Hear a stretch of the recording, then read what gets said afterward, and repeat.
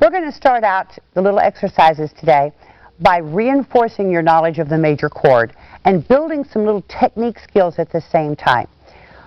If you're like me, I play 2 or 3 different accordions. Today I'm playing the Hohner Bravo. This is the little 96 bass. I like it because it's nice and lightweight, and I don't need the basses that are missing at top and the bottom.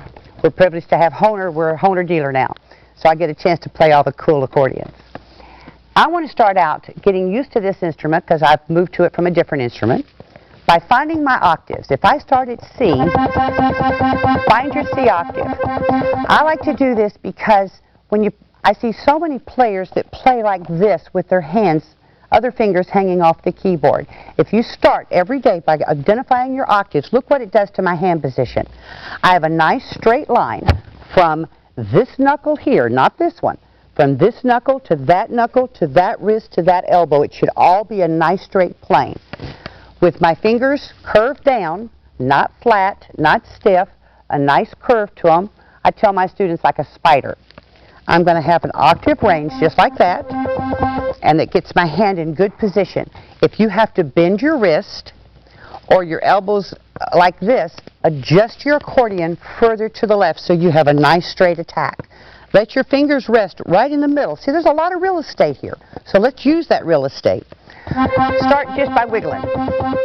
I'm going top, bottom, top, bottom, top, bottom. Move up an octave to D. This is getting you a nice, good hand position. You notice my elbow has to drop as I go down. I'm just walking up, learning my octaves. And I'm just running the C scale. I don't even have to worry about fingering. So bottom line, you should be able to, without looking. Then you're comfortable with that key. Now once you've done your octaves, now let's add in your major chord. If C in this case is tonic, which is the beginning of our chord, C chord, we'll play the 1st, the 3rd, and the 5th note of the C scale, which is C, E, and G. So with my octave in place, I put the other notes down. Look at that, it's just so natural, my fingers fall automatically on it. Now if I move up a note, I'm not going to worry about sharps and flats right now. I want to keep that same hand position that I used just then for C. This time it actually is a D minor, but we're not going to worry with that yet. I'm worried with getting your hand moving up the keyboard. Go to the next note, the next note, the next note. Just walk right up. I'm keeping a claw, and if you notice I haven't looked down yet. I think I did pretty good. Oh, one more to go. Are you still on C? So many people have a problem getting their octaves because their hand starts to tip or move. So if you can get comfortable enough to go, walk right up the...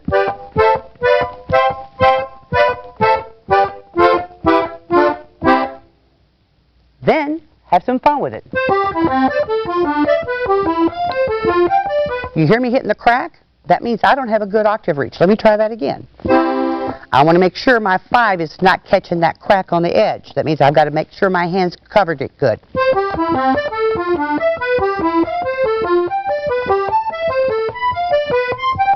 See, I'm still hitting the crack a little. So that means I have to really make sure I'm adjusted. So if I can do that, then I can be able to go fast.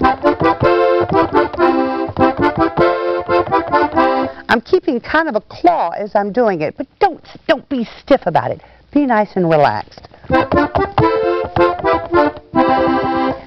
Now, once you've done that, probably a week, maybe 2 weeks as part of your practice, now let's go back and do it with the proper key signature. For C, there's no sharps or flats. Now, you notice what I'm doing? I'm rolling it. And do this. Don't do legato. Don't play smooth.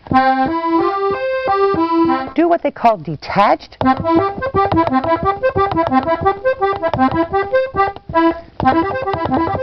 that? How clean that sounds? Now move up to D. In the key of D, there is an F sharp, so put your 2 on the F sharp. Do the same thing. Block it, then roll it.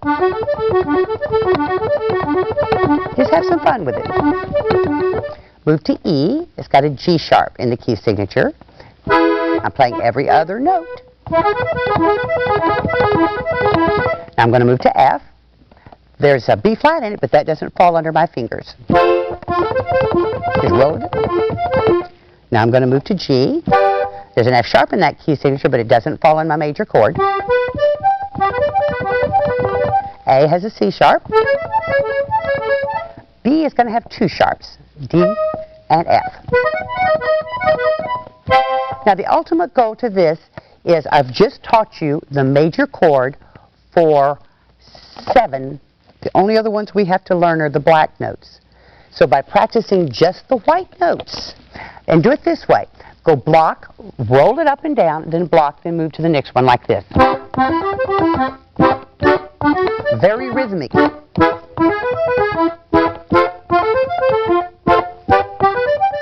And A has a C sharp, B has 2. Then when you get to the top, I was always already thinking about it. When you walk it down, walk from the top down on the run.